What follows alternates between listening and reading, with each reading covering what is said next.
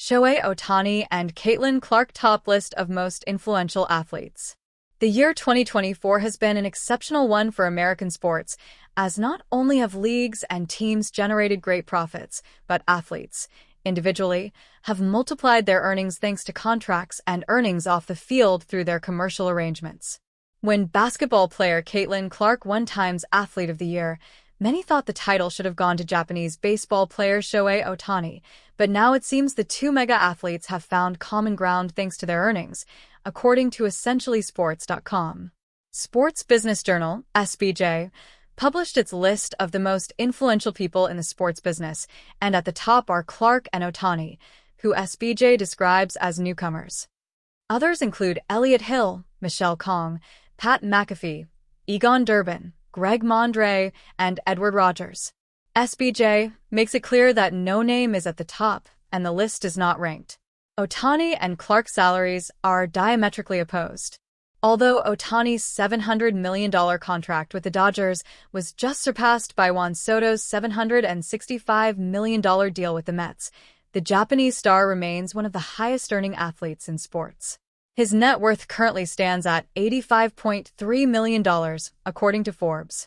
While Clark's salary in the WNBA is $76,535 for 2024, as part of a four-year, $338,056 contract. However, it is their sponsors and other deals that have helped propel their names onto this list. Indiana Fever Guard, the WNBA team Clark plays for, currently sponsors brands such as Nike, Goldman Sachs, Wilson, Gatorade, State Farm, Gainbridge, and more. Ohtani and Clark steal the spotlight in professional sports. However, despite all the attention she attracted to the WNBA this year, many thought that the Time honor should have gone to the World Series winning Dodgers baseball player. After all, not everyone can sign a record-breaking contract never seen before in all sports, in addition to winning the MLB MVP and then lead their team to the World Series. In addition, Ohtani made history by inaugurating the 50-50 club in MLB, 50 home runs and 50 stolen bases. Shohei Ohtani is clearly in a league of his own, and he wasn't even pitching this year. However, it could be similarly argued that no one has had a better rookie season than the WNBA Rookie of the Year, nor has anyone singularly affected the sport quite like number 22 has. Since Ohtani burst onto the scene, he has been hyped and lived up to it spectacularly. An outstanding player in Japan in 2017, his arrival as a two-way player was sure to mark a shift in the way baseball was played in the United States, and so it proved. But it's been like this for more than 8 years. In that almost decade, no one gets tired of talking about the Japanese marvel, while Caitlin Clark is slightly different, newer, and her fame is not even half a decade old. Before that, she was a collegiate sensation with Iowa and has just finished her first season as a professional athlete. I don't know what athlete had a better year than her. What athlete? Tell me. I'm listening, Ma Dollaresi said on the Come and Talk to Me podcast. She took a college team that didn't have anybody to the NCAA championship. Then she took a team that hadn't been in the playoffs in years in Indiana to the playoffs. Then she broke all the WNBA rookie records along the way while doing it, he added. Leaving aside the overall success of the teams, because a player can only do so much for herself if her team does not help equally, the impact of Caitlin Clark has been singular for many observers, and she has just finished her first year. Targeting the Caitlin Clark effect casts doubts over Sheila Johnson's $1 billion legacy. Caitlin Clark's meteoric rise has taken the sports world by storm, generating record-breaking attendance and unprecedented media attention for the WNBA. Yet not everyone is singing her praises. In a controversial interview, Washington Mystics co-owner Sheila Johnson raised concerns about the media's fixation on Clark. Her comments ignited a debate about recognition, fairness, and what it means for the growth of the league. But as the numbers roll in, the reality paints a different picture, one that calls into question whether Johnson's stance aligns with the undeniable momentum Clark has sparked. Media personalities were quick to respond to Johnson's interview with CNN, where she downplayed Clark's singular influence.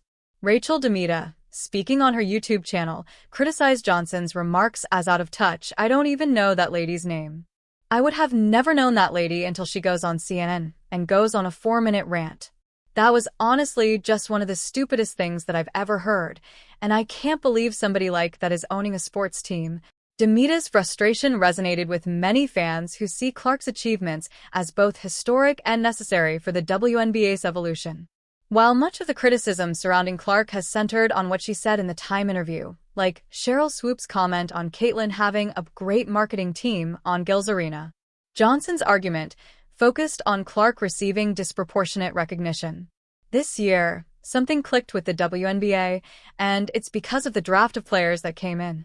It's not just Caitlyn Clark, it's Angel Reese, Johnson said. We have so much talent out there that has been unrecognized. And I don't think we can just pin it on one player. Her belief that media attention should be spread evenly across the league came with a suggestion. Why couldn't they have put the whole WNBA on that cover and said, the WNBA is the League of the Year? But the numbers tell a different story.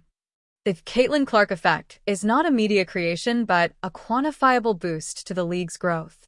In her rookie year alone, Clark delivered 3 games with attendance exceeding 20,000 fans, a feat that Washington's Mystics haven't seen since their sold-out game against the Charlotte Sting in 1999.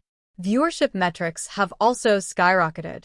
CNN reported a 48% increase in WNBA attendance, the highest in 2 decades, directly tied to Clark's presence on the court. But what do WNBA legends think about Clark's contributions to the WNBA? Even WNBA legend Sue Bird recognizes Clark's role as a catalyst for the league's growth. On her A Touch More podcast, Bird explained, "Some of it is just because it's Caitlyn Clark. You can't remove that from the equation. But she's a little bit of a catalyst because now that you're seeing brands invest in her, they know that she's going to be seen in the WNBA. And so those brands are now also going to invest in the WNBA.